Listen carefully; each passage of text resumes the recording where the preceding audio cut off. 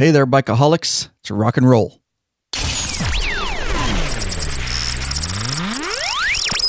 Hey, bikeaholics. 3D has a wide variety of innovative products for your Harley-Davidson motorcycle. Affordable chrome, lighting, and comfort products. These guys ride.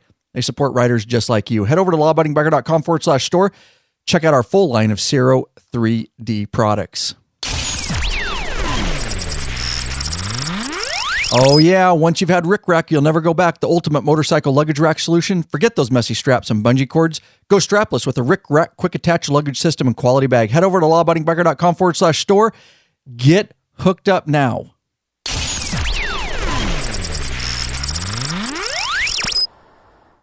Shall we do this? I think so. Welcome back, you freaking bikeaholics. This is the podcast for the motorcycle majority, the big MM, also known as the 99%. That's right, large and in charge of the motorcycle scene more than any time in history. That's right. By listening right now to this very podcast, you are part of what we call the biker revolution. That's right. One question for you before we get going. What are you waiting for, bikeaholics? Mount up.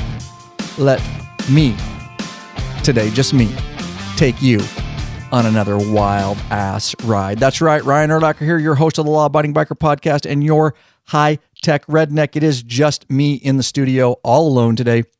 The reason is I'll give you a heads up on what this episode's about, but it is about the Iron Legacy Motorcycle Club. It's an interview with Ray Lubesky, is what it's going to be about, and their international president. That's a fairly newly formed club within the past several years, and we're going to dive in deep. This is a two-part series.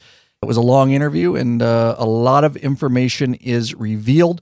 Very excited to be able to get that interview. So I do want to mention a new free video that you'll want to see, and that's all about the motorcycle gas cap keeper magnet.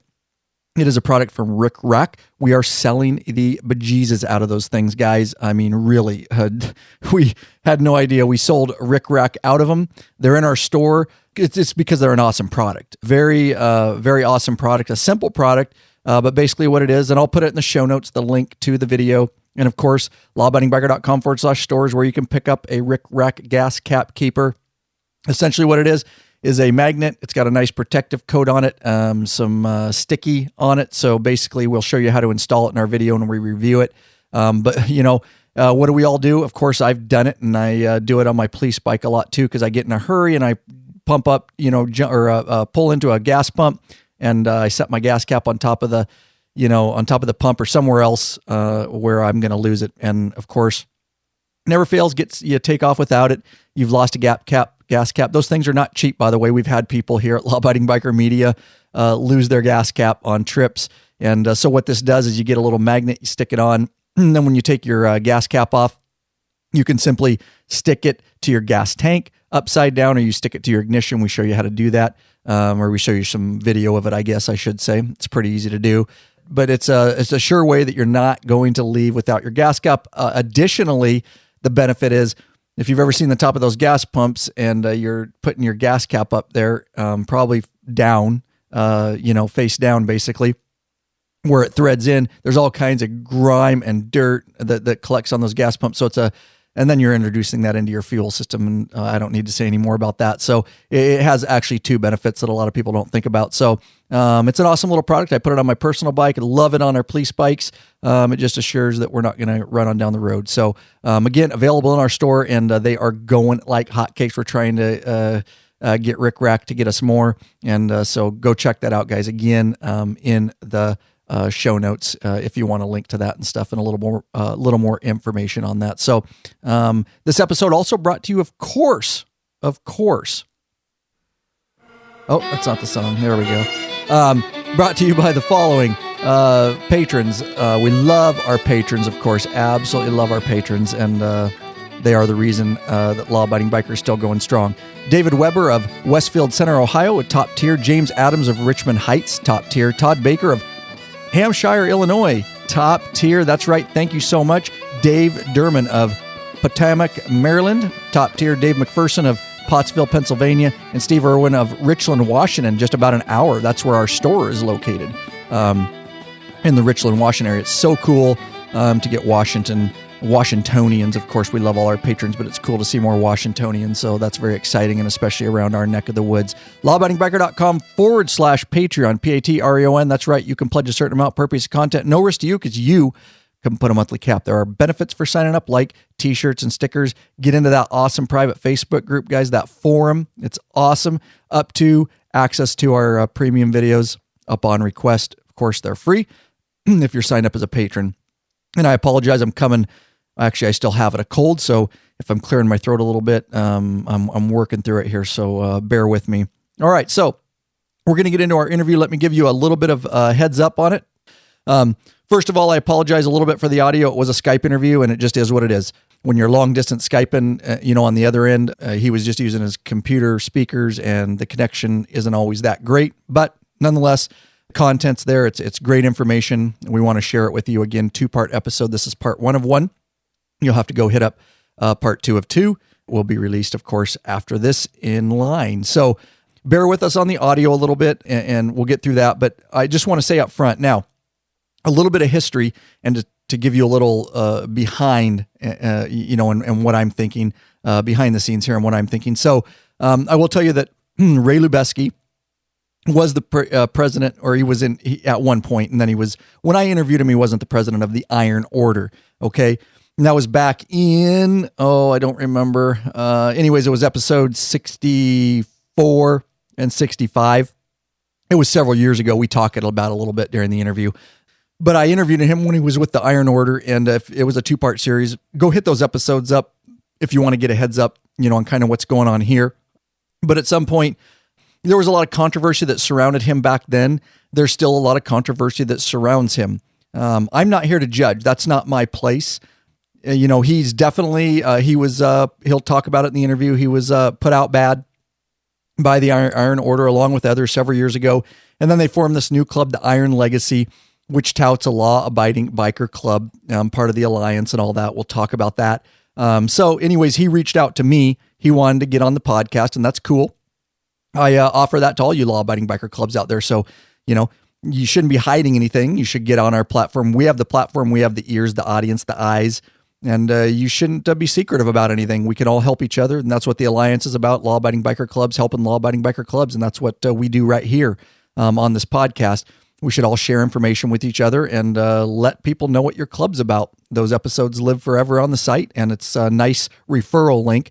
And, when people want to sign up for your club, say, well, go listen to this episode. It tells kind of what we're about. So Ray reached out to me and, of course, wanted to get him on. And I do. In this episode, he does, he's definitely not happy with the Iron Order. So take that into account. There's always 2 sides to a story. Now, I'm not taking sides here. That's not my place. I have respect for the Iron Order. I have respect for the Iron Legacy. Neither of clubs have done anything personally bad to me, unless I see blaring things in the media, or court cases, where people are being convicted and things like that.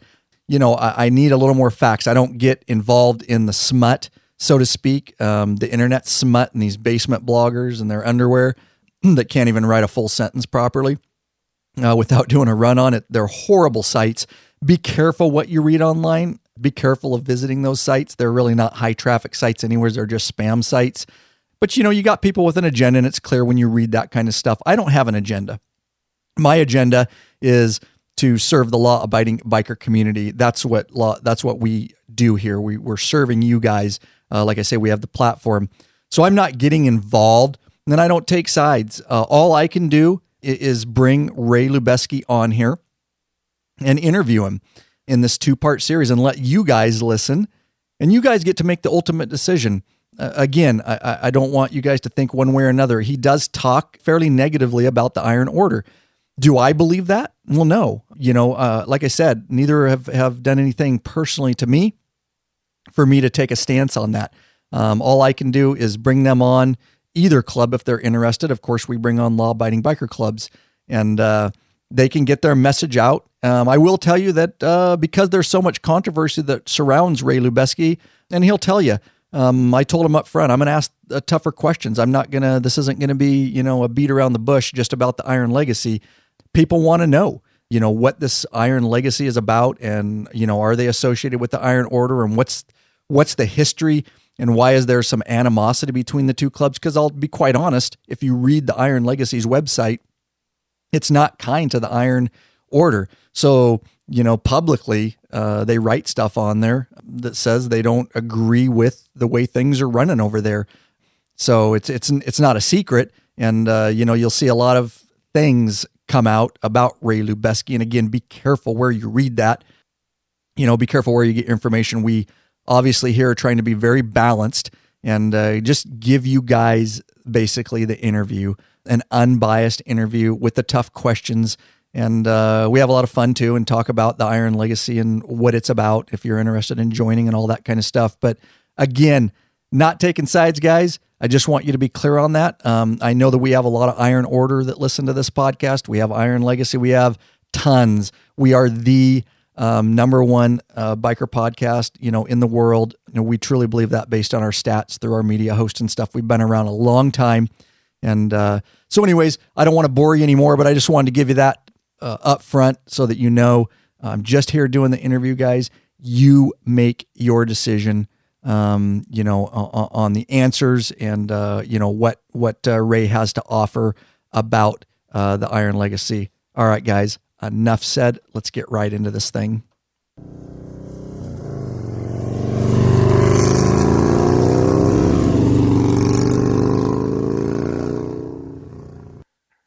Hello? Hey, Ray, what's up? Not much, this guy. Cool. What's new, man? What kind of, you traded bikes since last talked to you, or you're still riding the same thing? Oh yeah, no, I have I got a couple of changes. I sold my, Ultra. My wife is handicapped. Okay. Mentioned that to you the last time, but, a trike just wasn't in the works for her. So we bought, a Polaris slingshot for her. Oh. So, and for my bike, I still have my 94. I guess they'll bury me with that Sportster I built as a chopper, 20 years ago. I still have that, and I have a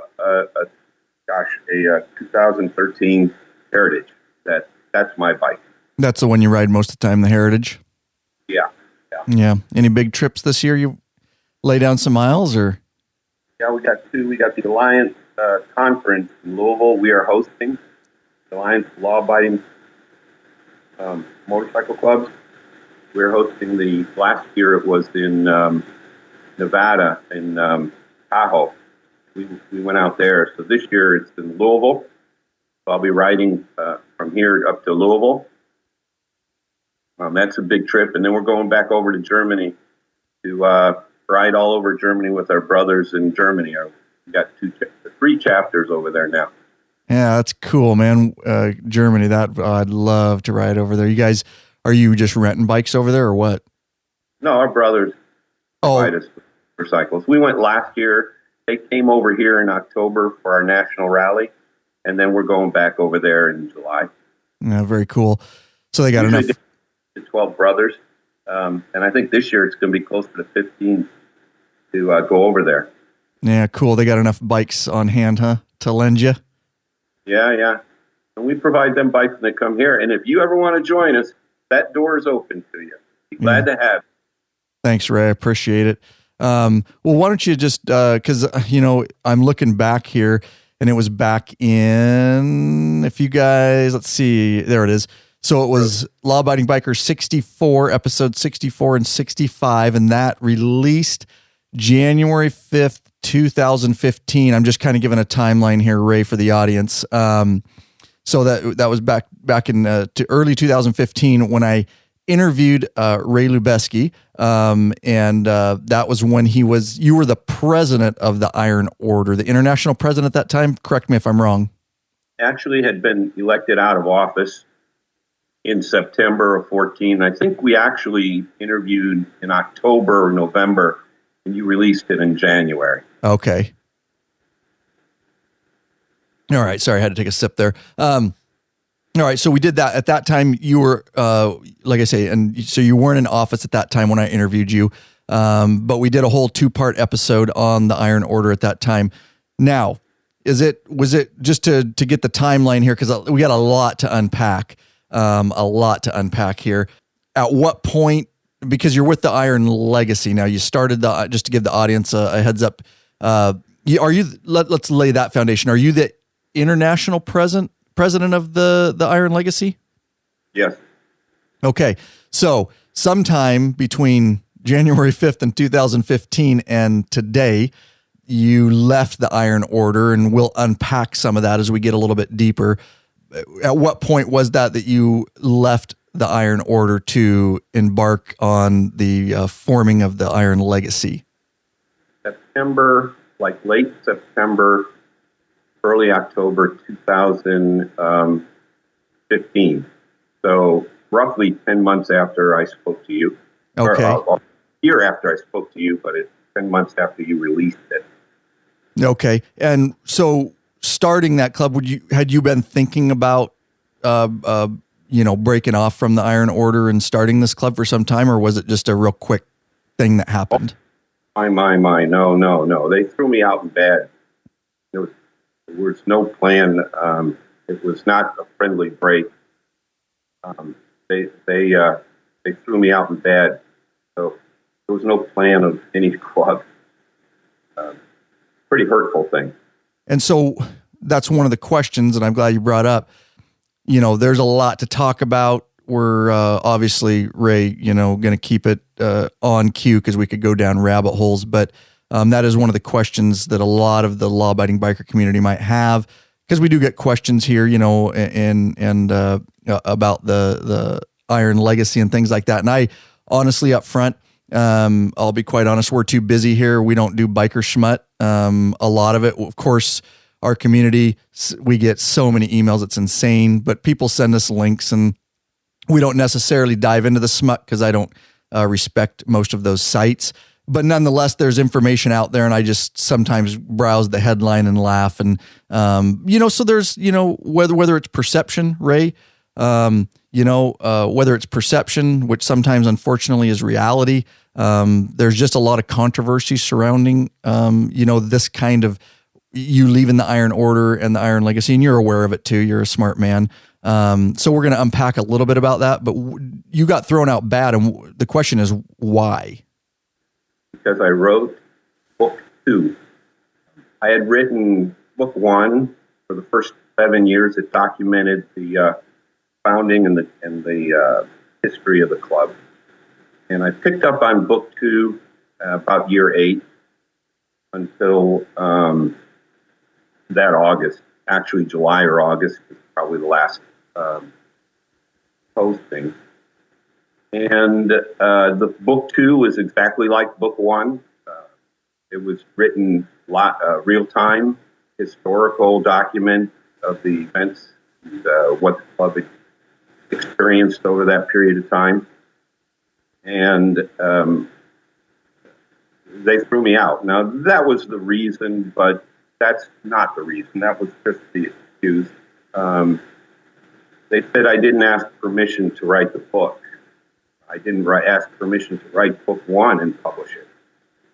There was no reason to ask permission for the club that I founded, and I always felt it was my right to write as I wish.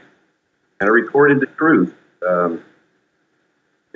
There's been no dispute about that, but on their side of the fence, and to be fair, their position was I was revealing club business, that these stories, even though most of them, as I did in book 1, I recorded them in the words of the brothers that experienced the event. And I think, I shared some of those with you over the years.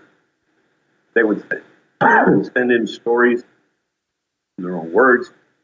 I would, of course, do the corrections on grammar and whatever, and that would be entered in the book, and it would be giving them credit in their own words, exactly what happened, how it happened. So others were right out of the newspaper, right off the internet, reporting the incidents on the internet. So there's really not much to dispute on how truthful they are. their issue was that they had to make a decision. When I say they, I'm talking about the board that was elected in, and the international president and national vice president. They had an agenda to change the club. And they ran on that platform, and they got elected in, and they sure enough did change. And that change, of course, totally contradicted all of our founding principles. And during that year that I was elected out, I'm Legacy School was a pretty tumultuous period because every time they do something stupid, I protest, stop it as best I could, until the point where I couldn't stop it. And I was their stumbling block, so I had to go. And they knew when I went that a lot of the club would leave with me. My point being that I never expected it, never wanted it, I fought it, but when it was all said and done, after putting in, 11 years into something that was founded and brought to be the most successful, largest motorcycle club, elite law-abiding motorcycle club in the world, it was kind of hard to face that, but we did. And when that happened, my phone blew up. I quit tonight too, boss. What next? I'm sure you can imagine. Yeah. When you say we, there was others that were out in bad too, along with you? Oh gosh, the list could go on forever. It was a pretty big list. So anybody basically that was attached to me or communicated with me or even picked up the phone and talked to me was immediately put out of bed. So, it's out of that the legacy point. Okay. And that really is when it started. What kind of, just because I'm curious, at that time, what did it take for them to put you out bad? What kind of vote is that? Is that 2/3? Was that 100%? I mean, was there a vote, or how does that look? Yeah, the board of directors votes you out, and then you have an appeal, and it was upheld. So interesting. So a few guys, because every club structure is different. That's a lot of power to put in the hands of, obviously our club doesn't run that way for that reason, because it allows too few people to have too much power. But it's that easy, huh? Well, we learned an awful lot. We felt that, democracy, pure democracy works. And it almost doesn't. What happens is they vote for their drinking buddy. And that's not necessarily the most qualified or best candidate. So in this case, that's exactly what happened. They got guys that really wanted to become more hardcore, closer to a 1%er club. And they got that mindset. For those that didn't want to do that, there was a major divide in the club. And so that's basically been their problem. As time went on, after the split, after we were established, we were way out on our own. That's when things went really south for them. They were involved in 11 shootings in 22 months. Violence escalated way out of control. People got killed. So, they crossed that bridge. So on our side of the fence, we just did Etch-a-Sketch. We turned the clock back. And lessons that we learned, we fixed our club so that no matter how big we get, that can never happen again. Because you're absolutely right. Too much power in the hands of a few guys with a different mindset. It really destroyed that club. Okay, I want to back up just a little bit and talk about something. So you say 11, so the Iron Order, 11 shootings in you said 22 months? Make sure I got it right. Yep. Okay.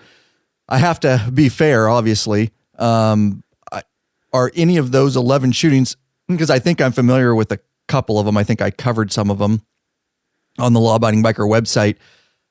Do we know of any of those shootings that weren't justified and somebody's actually on trial for any of those? Because I know that if it's the same ones I'm talking about, a lot of them were justified. Yeah. None of them, nobody's on trial. There were two civil suits. One was settled in Denver. The other one's ongoing in Pennsylvania. None of them were instigated. Well, back up. The way they have changed the club and the way they approached their existence caused conflict. And, when you're in a law-abiding club, you don't poke the bear. If you're looking for trouble, you can find it real quick in any club. So you can take the position that you mind your own business, you stay law-abiding, you stick to your principles, you stay out of the sandbox of the one percenters and the city. In general, you can avoid a lot of conflict. But when you make the decision that you're as big, bad, and tough as anybody else, and you go play in that sandbox, you're poking the bear.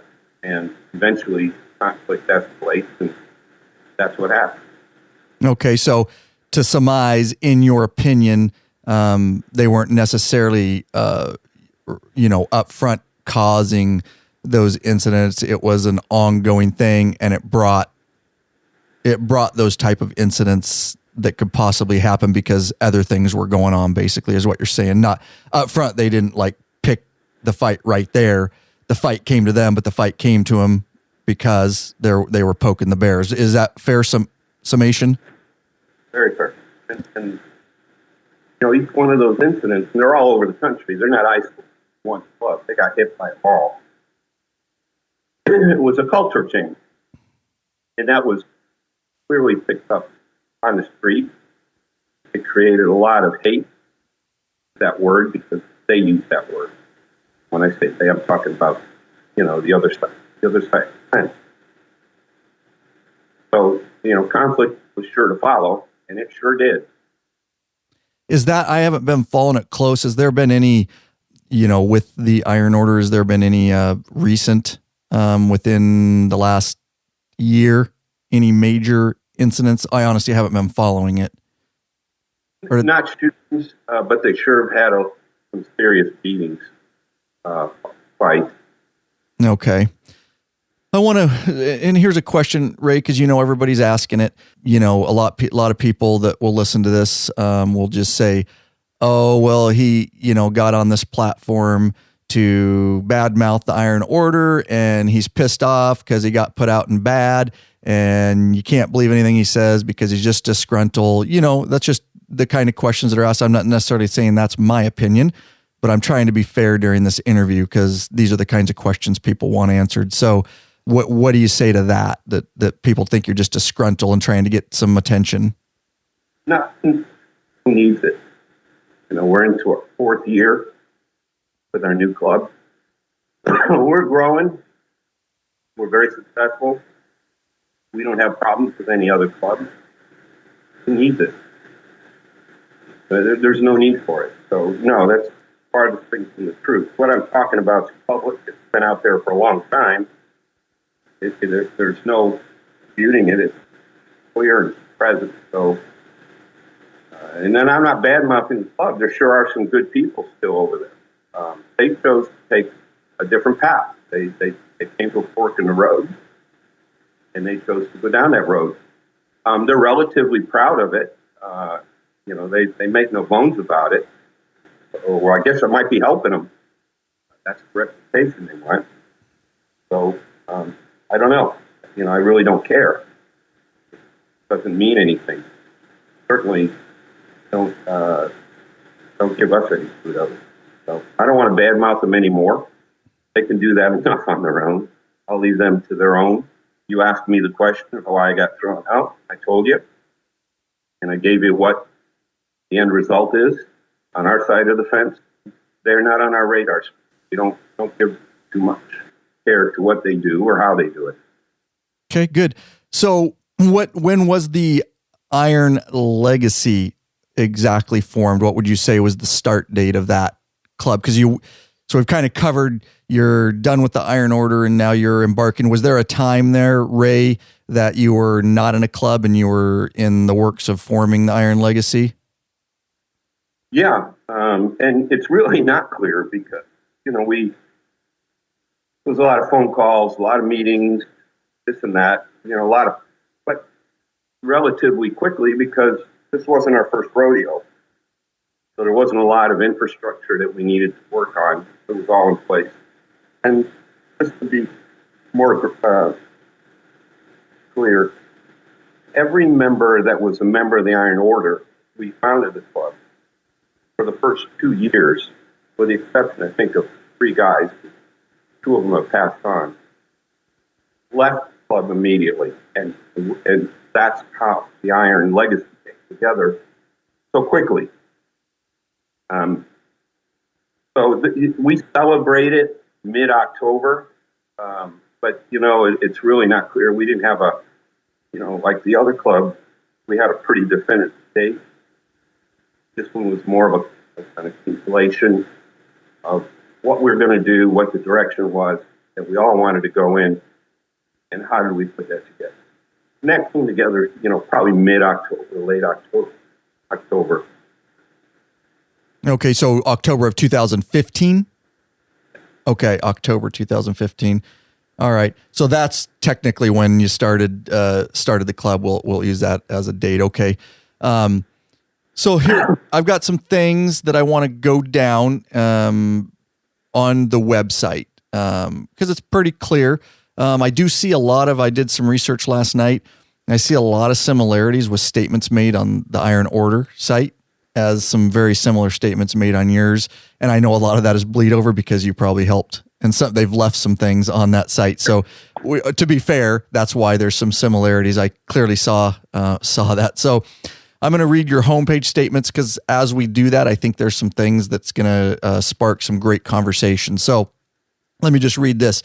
So this is from the Iron Legacy website. So in July 4th, 2004, several men gathered in a garage in Indiana to found a unique law-abiding club that was beholden to none. And so what they're talking about there for you guys, 2004, that was the Iron Order. So on the Iron Legacy website, we're still referencing the Iron Order a little bit. It goes on to say that club grew to become a huge family of brothers that paved the way for others to follow. It goes on to say in 2015, many of these brothers decided to start a new club to continue the legacy of those founding principles and beliefs established in 2004. All right, our oaths to those founding principles and that club are intact, honored, and followed to the letter as we carry the torch with us to this honorable endeavor of perseverance and continuance before those very ideals are lost to change forever. So I think that last statement there is a good place to start. And we've already talked about it a little bit, Ray. But clearly that statement to me, and we'll talk about your colors in a little bit and what that means and all that kind of stuff, because I think that kind of gives some deep meaning there. But clearly you're saying in the statement, what are you trying to basically say? We left the Iron Order because we didn't agree with what they did, and we're honorable. We want to protect the founding principles that we wanted to start with the Iron Order. Can you unpack that a little bit more for me? Yeah, I mean, you did a good job. We never hid the fact of where our roots were. The worst thing in the world you can be in this life is deceiving. You can't lie because you're going to get caught up in it and you're going to be called on it. But we never hid that fact. We consider that founding date because we never really lost that DNA. We kept that bloodline going. And it was all of us. Now, we're talking hundreds, not 5 or 6 guys. We're talking in the hundreds. So that lineage of those founding principles back to that day was reborn. We just, like I said, etch a sketch. We turned it upside down, cleaned the screen, said, this was our history, this is our heritage. We're not hiding from it. We're proud of it. We accomplished some great things. But this is what our future is going to be, and this is what it's going to be based on. Those things that brought us the first 10 years from that one little clubhouse in Louisville, Kentucky, to 50 states and 6 countries, where we're going. And right now, where we're at now, we're in 44 states, and we're in 4 countries. So it didn't take us long to pick up the pieces and start growing again. And the good news is a lot of our growth now is organic, and it's new blood. It's new guys coming in. And we've kept our law-abiding values. We've kept everything that made us what we were. So that's what that statement's about. That's what it says. Very good. I want to touch on something that makes me think. So we started in October 2015. This would be a question that a lot would have. And now, basically 2 years later, we're in 44 states and 4 countries. That would scare a lot of people, a lot of leaders and a lot of law-abiding biker clubs, because we've said it in the past, that type of growth that fast has ruined a lot of clubs. Now, there must be a reason for that, because I think you guys had a lot come over from the Iron Order. So go ahead and clean that up, because that's going to be a question.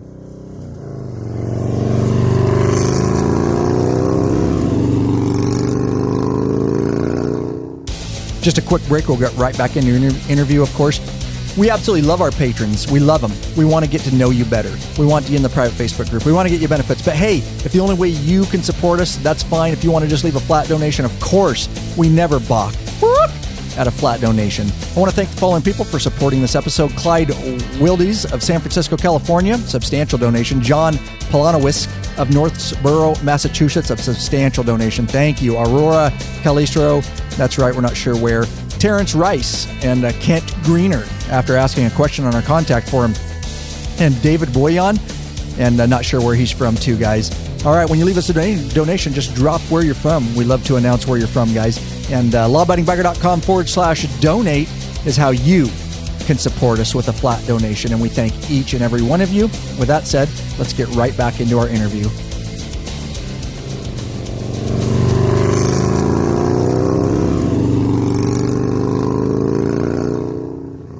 Thanks for bringing that. Yeah, exactly. We didn't, it's not like we started with one chapter, Tampa, Florida, and bada bing, we got into that big. No.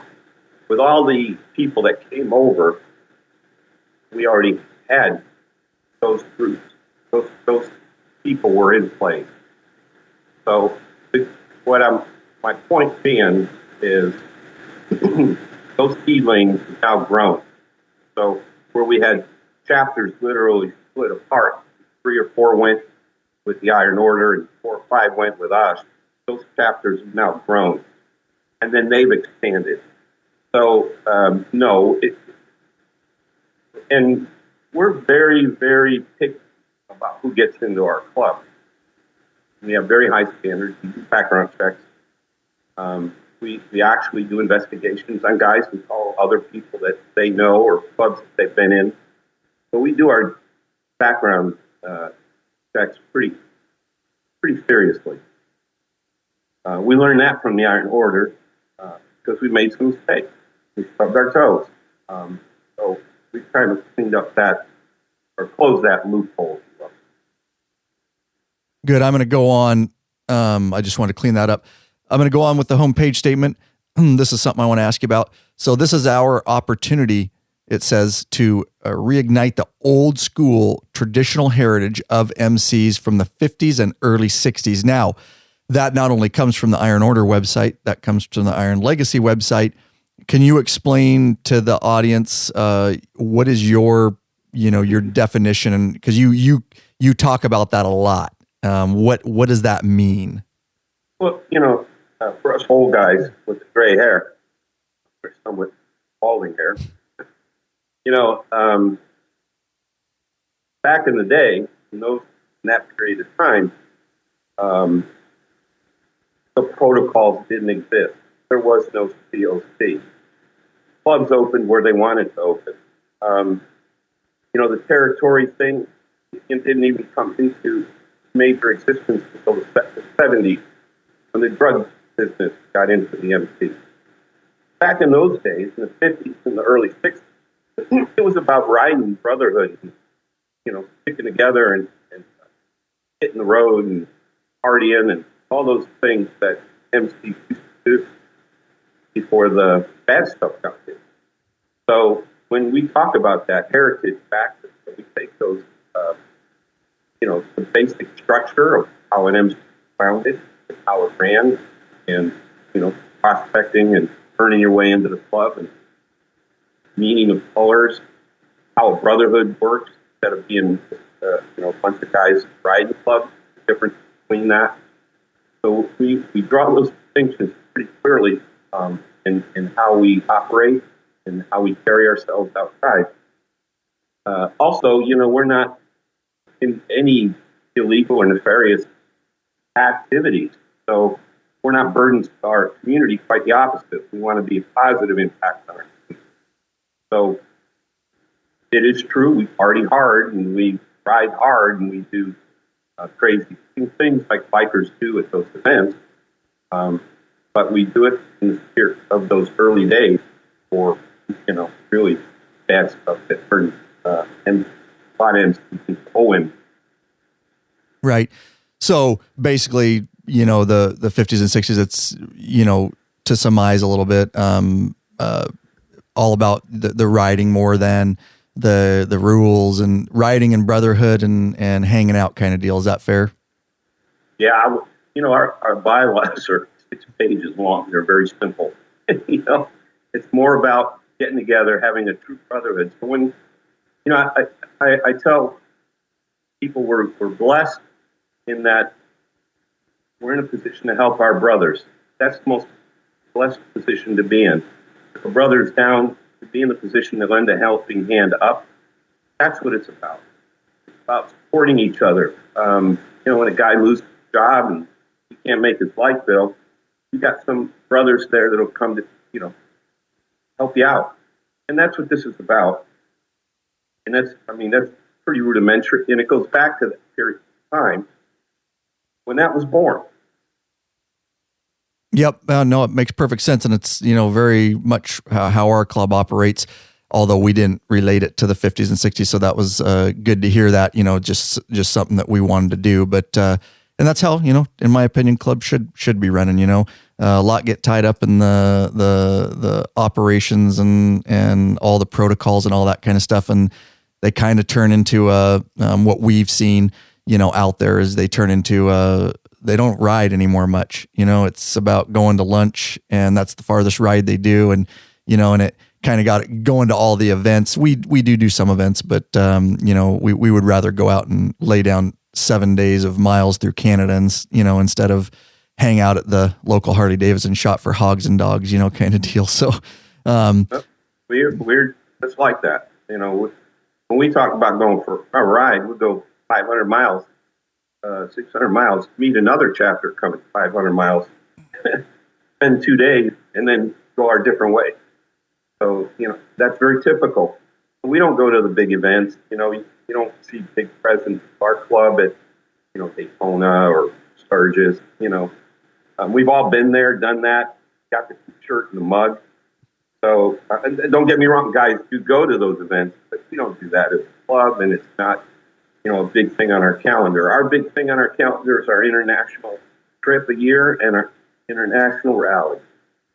So you have an international rally and one, did you say club trip a year? Yeah. We go to Germany or, I don't know where we'll go in 2019, but it'll be somewhere. Depends on what our, growth is and what countries we get established in. Right. And that yearly one, the international, is that a more of a club? That's where the club tries to get together and you handle business, basically, kind of like a conference. Oh my, no business. Okay. Business is drinking beer and. Okay, so just a reason to try to get more guys together and have fun. Yeah, we have it in October to celebrate when we started. It's in Florida, which usually the week right before Bike Week. So guys can go over to Daytona if they want. And we just, we have a great time. We have our own bands, our own activities. It's just a big blast and a blowout. And that's what we do every year. Good. Hey, guys ride in from all over the country. They come in caravans on bikes. It's awesome.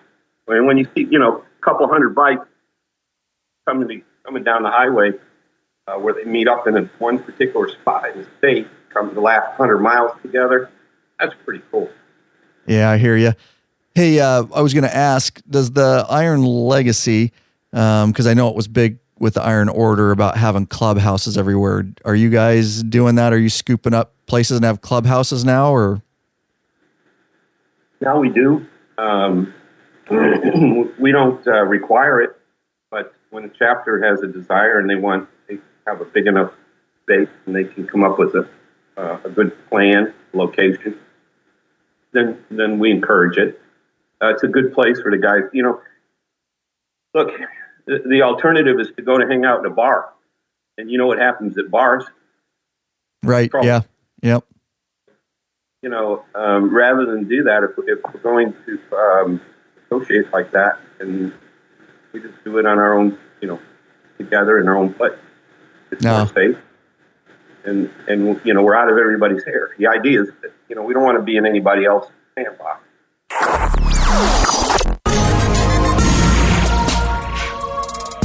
Are you searching for new and exciting motorcycle products? Then Zero 3D has just what you're looking for.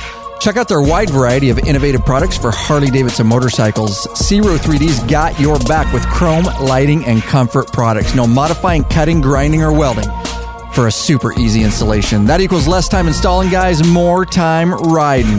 Zero 3D has a design team with over 40 years experience with a passion for design and innovation. These guys are bikers and care about bikers just like you guys. That's right. They pride themselves on the best of customer service. Got a question? Get in touch with them via email, sales@zero3d.com, or give them a call at 715-808-0027. Zero 3D is distributed in the United States by Drag Specialties, in Europe by Parts Europe and Zodiac, and in Asia by Twin Art. Of course, don't forget to check your Harley-Davidson dealership and ask for Zero parts. Head over there right now. Check them out, lawabidingbiker.com/Zero, CIRO, and tell them that the Law Abiding Biker crew sent you.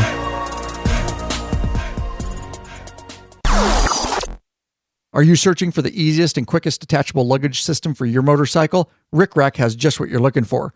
Forget all those frustrating straps and bungee cords that can come loose and slap your paint. Check out one of Rick Rack's awesome quick attach strapless luggage rack systems. This father-son team designed something really special that you can't find anywhere else. Yep, and these guys ride, so they truly understand the needs of bikers.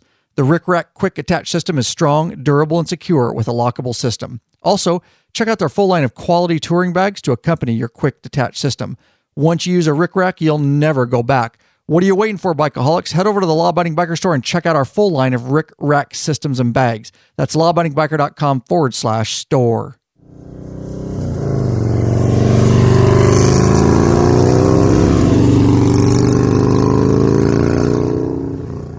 Yep, no, I hear you. We do the same. We just don't have official. We don't call them clubhouses, but we've got shops and garages, and that's where we hold all our stuff. We'd rather kick back and smoke cigars and do it that way than be out in the public's eyes, A lot of our places are just like that. They change their oil and work on their bikes while they're sitting there, and it could be that just 5 or 6 guys telling lies, drinking beer and telling lies. Or, when the weather's bad and you can't get on a bike because there's 4 foot of snow, it's someplace to go and talk about where we're going this spring, or when, and to get the bikes ready for the road. Let's get back, Ray. I'll continue. We left off with the homepage and traditional, 50s and 60s. So it goes on to say, following those traditions and close brotherhood, all clubs seek. Our history is built on those premises established 14 years ago, and we're starting our 15th year as the Iron Legacy MC. So just to give that to the audience, basically, we're kind of intermixing between the Iron Order 14 years ago, and spawned out of that is the Iron Legacy. So technically the 15th year, Iron Legacy MC. Not a new beginning, it says, but a return to the origins we swore our allegiance to that brought us together years ago in the New Horizons, with New Horizons. So again, to me, Ray, that's just kind of cleaning up the above statements that, you're taking your original, values and bringing them into this new club. A word about haters in the internet. These guys don't ride bikes; they ride keyboards. Correct. But yeah. their new phrase, pop-up club. I'm sure you've heard it, right? Pop-up club, pop-up club. Every club that starts up, they forget that clubs had a beginning somewhere. Somebody had to get together and start a club. Well, now it's pop-up club. They're popping up everywhere. We're not a pop-up club. We've been doing this a long, long time.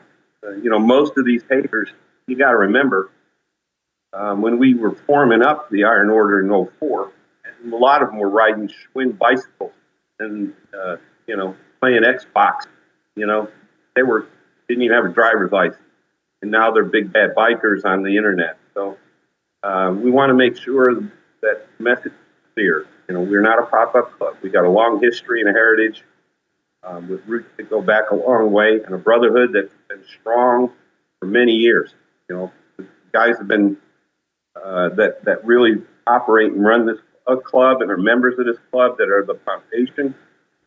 We've been brothers a long time. All right, Ray, let's move on to the frequently FAQ page of your website, and it'll spur some conversation too.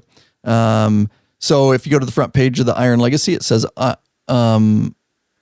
let's see, they're just looking over my notes here real quick. Mm-hmm. It says Iron Order, their clubhouses. Okay, so that's what you're referring to. Their clubhouses and everywhere they go seem to turn into violent disruptions for all bikers. And I think we've touched on that a little enough probably with the Iron Order. So again, even on your front page, you're talking still a little bit about that club.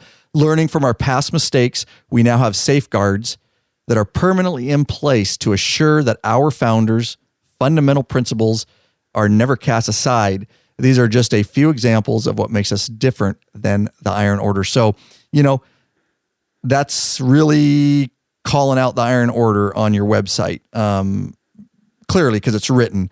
What are those permanently in place to assure you? You don't have to get in great detail on that because that's a whole nother subject, but it sounds like, there's some fundamental principles and you've talked about it, you've alluded to it a little bit about some of the changes that you've made that this won't happen again because it's useful information to the entire law-abiding biker community. What are some of those changes in a nutshell that would protect this from happening again?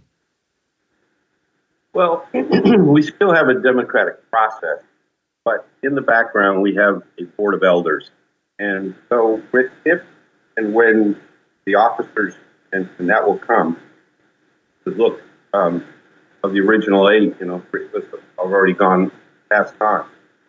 So there's only 3 of us left. We're all going to go on, whether we want to or not. So the Board of Elders will always be in check. So when the train starts going off the track, change doesn't happen like a light switch. It's little decisions that impact the culture of a club. And all clubs are going to face this. I don't care, depending on how big it gets, is how dramatic it is or how impactful. But we come to these crossroads where there's a difference of philosophy and where the club wants to go and what it wants to be. We know what we are and we know what we will be. So that charge and ownership is in control of that board. So even the board of directors will answer to the board of elders, even though they might be managing the club, kind of like a board of directors of a company, stockholders. So we are the backbone to make sure that no matter what decisions are made, they always fall in line with our founding principles, and they're very simple. So they're outlined on the website, HILTA, and so those safeguards did not happen in the Iron Order, like you said, and you were correct. There's too much power in the hands of a few with very, very poor leadership. Now, you could put it in a small group of guys, but if you've got a strong, good leader, then you can keep the train on the track. But when you lose that, then the mob rule kind of comes into play, and we've got that in check. Very good. Very good. And you say your bylaws, while we're on that, are only 6 pages. Is that worrisome, or is that just to keep it simple? It works out really good because, listen, you get bylaws.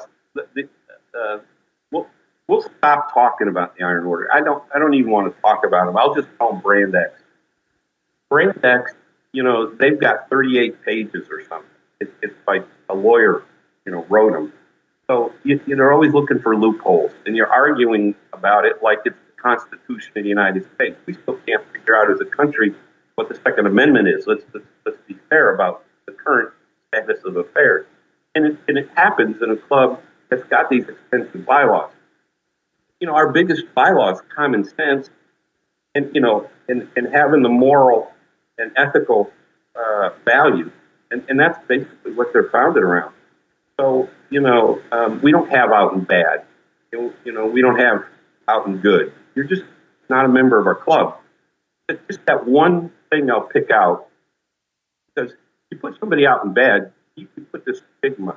Okay, we're kind of proud we're out in bad because what happened over there, most clubs will accept you better. And in fact, that's what happened to the Legacy. We've been accepted by a lot of clubs that would have nothing to do with us before. So we took that stigma away and said, listen, if a guy doesn't fit and he's not a good fit for us and he's not happy, we're not happy. We our company. We try to do it in as painless a way as possible, trying to preserve his dignity and respect. When you have a club, that at one time had 3,200 members, and you've got a list of out and bad over 1,700, something's fundamentally wrong.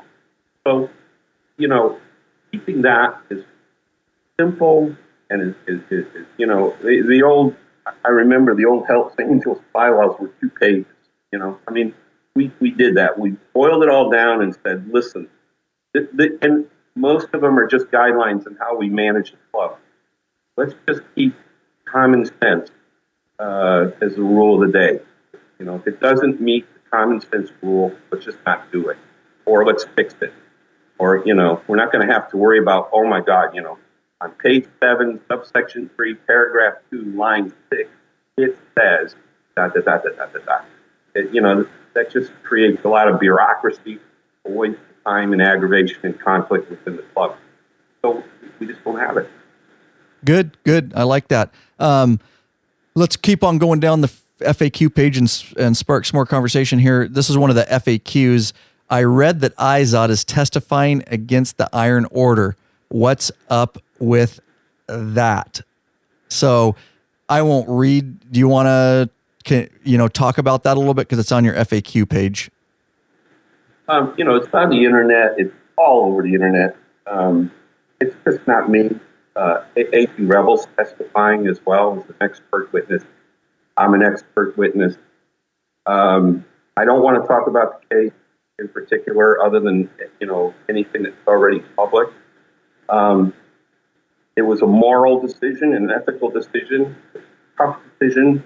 I didn't want to do it, but in respect to the facts of the case and the conditions that they created themselves. It really is, and I went to our leadership.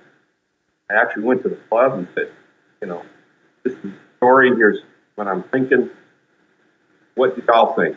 And they were backed at 100% because it has nothing to do with personal conflict with that club. It has to do with that case in particular and what they've done over the past 2 years in regards to it. And I really don't want to talk any more beyond that. What's on the website explains part of it. And as they go down the road, I think they're doing more of their own expose on the internet than anything Legacy could do or any other club. They're out there working with a blogger and putting this stuff out that's just hurting them more than if they just kept their mouth shut and went about. If they continue to fight this case, they'd be better off doing that instead of trying to play the press. Right. And I'll be quite honest, I don't actually know what the original case is. I didn't look into it, but let me read this because this is off your website, just so for the audience sake, so they know a little bit what we're talking about. His response on the website is, it is well documented and proven that the Iron Order MC took a turn on the wrong road 4 years ago, which has resulted in so much discord and violence in the MC world. It's hurt all MCs and disgraced law-abiding MCs all over the world. I have a conscience and a moral code that dictates my decisions. I will follow my moral high road. 3 kids are without a mother, killed by a convicted child molester who did time, whom the Iron Order not only maintains as a full patch member, but is continuing to pay for his legal defense. Just one more indication of the moral and ethical decay the IOMC has chosen to become. The Iron Order leadership has abandoned the founding values and principles that are now the Iron Legacy's rock. No comment on the case will be made until it is completed litigation. It's only important to answer the question. I will testify as an expert witness in regards to the history and changes the Iron Order made from their foundation that led to many of the violent and confrontational incidents that have affected virtually every MC. It is the inability of the Iron Order leadership to be truthful during the deliberations that led to this decision. Telling the truth and not writing history can be painful. However, it is the right path and not the path the Iron Order chose to follow. So again, that's directly from the website, but I think that'll help the audience a little bit understand my question there. So, and I want to reiterate every bit of that is documented court record truth. There's nothing there that's questionable. It's beyond question. It's documented and it's recorded in court record, and so it's there for the public to read. There's a lot more, obviously, when you look at that. There's always the iceberg, but the rest of it, we'll let the court system in Pennsylvania work that out.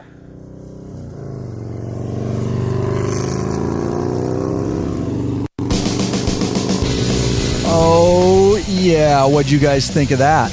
Well, you're going to have to wait to make up your mind. You got to listen to part 2 of 2. That was part 1 of 2. And we do appreciate Ray Lubesky coming on and just putting it out on the table, of the law-abiding biker community, so you guys can decide and make up your mind, about the Iron Legacy, and and hopefully learn some things too from each other, about how to run clubs and what some of the best practices are in that. We're going to dive in deeper, so make sure you come back for episode 2 of 2. We're going to continue. Of course, we're still going to ask some tough questions, and we want the word out there, guys. So, yeah, really glad that you tuned in. I hope it was interesting to you, for sure. So, call to action, guys. That's right. Don't get stranded, bikeaholics. Get hooked up with our Cruise Tools RTH3 Roll-Up Travel Toolkit. Harley-Davidson and American-made V-Twins motorcycles, what it's for. Why get stranded and have your bike towed over some small, stupid repair? That's right. This quality-made toolkit has everything you need for a roadside emergency repair. It is the kit we, right here at Law Abiding Biker, carry. That's right. It's got our stamp of approval. Get it already. That's the Cruise Tool RTH3 kit. We brought it right to the Law Abiding Biker store for you. We sell the heck out of them. Nothing but 5-star reviews. LawAbidingBiker.com/store is how you get hooked up on that. We appreciate the way you support us, everybody out there, through our patrons and our donations, and of course through our store. All ways that we can assure that we can keep heading on down the road with this thing. That's right, guys. And if you can't support us financially, I just ask one thing. Whether you're listening in iTunes or Stitcher Radio, wherever you're listening, please, especially iTunes, even if you're not, if you're listening in our app, just go to iTunes for us. Please leave us a 5-star review with your comments. It helps bump us up in the rankings so more bikers around the world can join the biker revolution, and that is a badass thing. You guys rock. Still with us and going strong, guys.